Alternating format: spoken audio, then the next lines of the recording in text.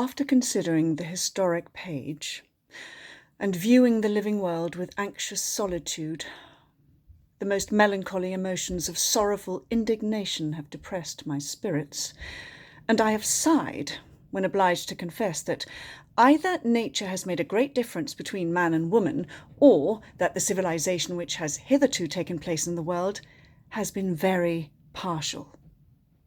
I have turned over various books written on the subject of education and patiently observed the conduct of parents and the management of schools, but what has been the result?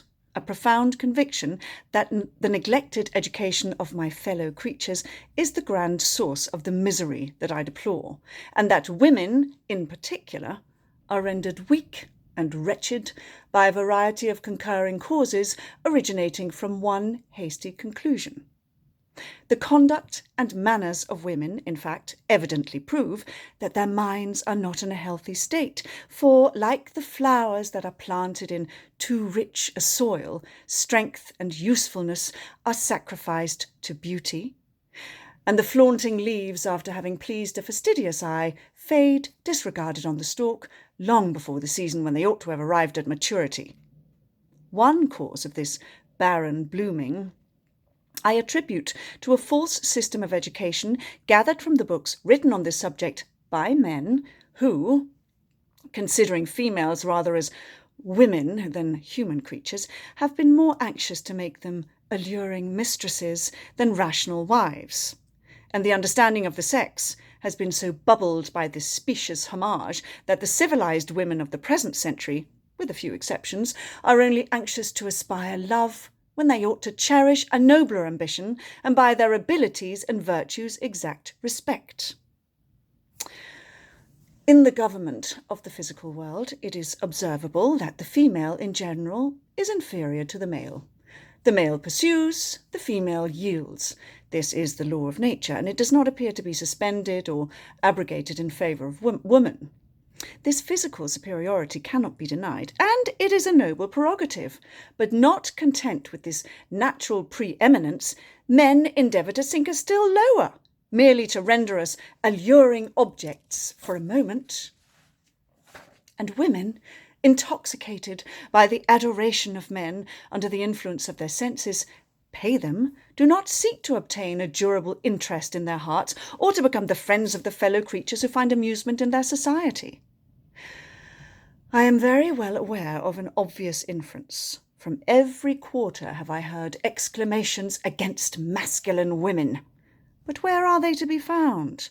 If, by this appellation, men mean to inveigh against their ardour in hunting, shooting, and gaming, I shall most cordially join in the cry, but if it be against the imitation of manly virtues, or, more properly speaking, the attainment of those talents and virtues, the exercise of which ennobles the human character, and which raises female in the scale of the animal being, when they are comprehensively termed mankind, all those who view them with a philosophical eye must, I should think, wish with me that they may every day grow more and more masculine.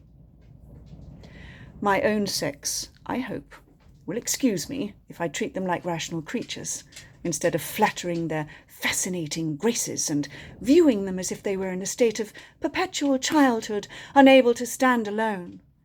I earnestly wish to point out in what true dignity and human happiness consists.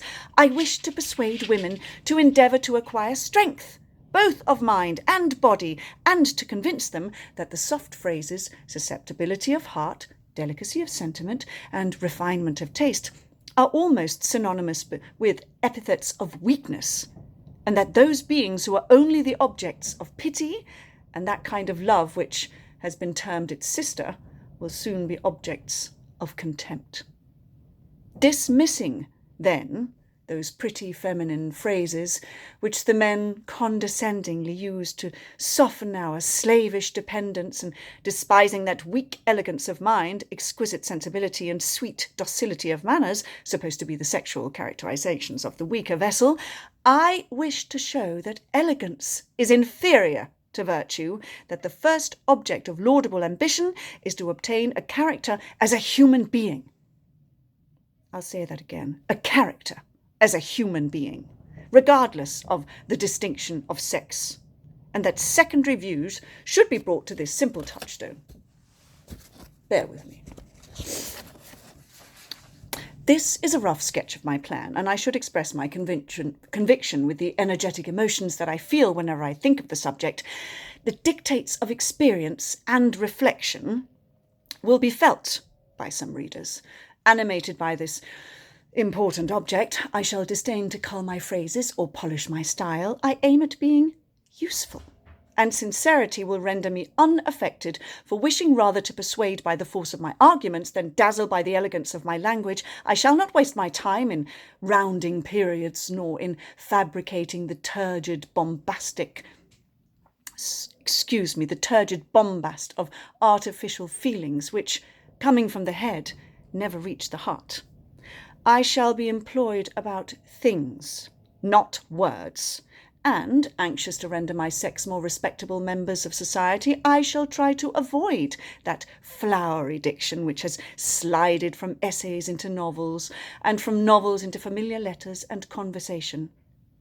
These pretty nothings, these caricatures of the real beauty of sensibility, dropping glibly from the tongue, vitiate the taste and create a kind of sickly delicacy that turns away from simple, unadorned truth, and a deluge of false sentiments and overstretched feelings, stifling the natural emotion of the heart, render the domestic pleasures insipid that ought to sweeten the exercise for those severe duties which educate a rational and immortal being for a nobler field of action.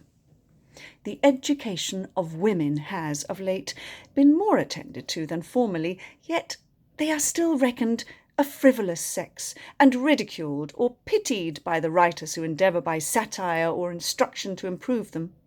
It is acknowledged that they spend many of the first years of their lives in acquiring a smattering of accomplishments.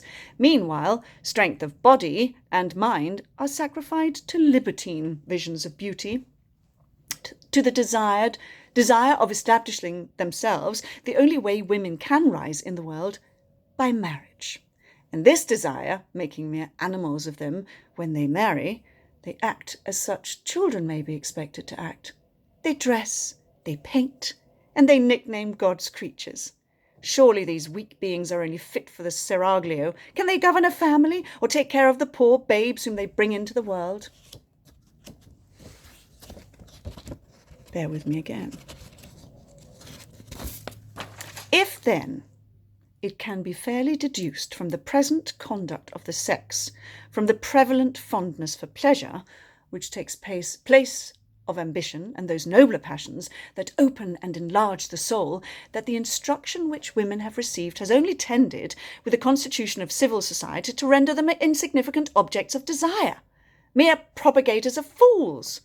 If it can be proved that in aiming to accomplish them without cultivating their understandings, they are taken out of their sphere of duties and made ridiculous and useless when the short-lived bloom of beauty is over, I presume that rational men will excuse me for endeavouring to persuade them to become more masculine and respectable.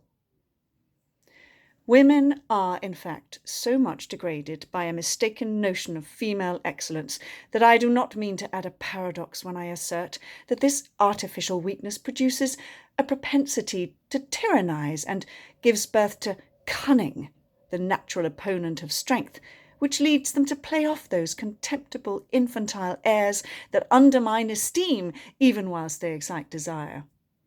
Do not foster these prejudices, and they will naturally fall into their subordinate, yet respectable station in life. It seems scarcely necessary to say that I now speak of the sex in general. Many individuals have more sense than their male relatives, and as nothing preponderates where there is a constant struggle for an equilibrium, without it has naturally more gravity. Some women govern their husbands without degrading themselves, because intellect will always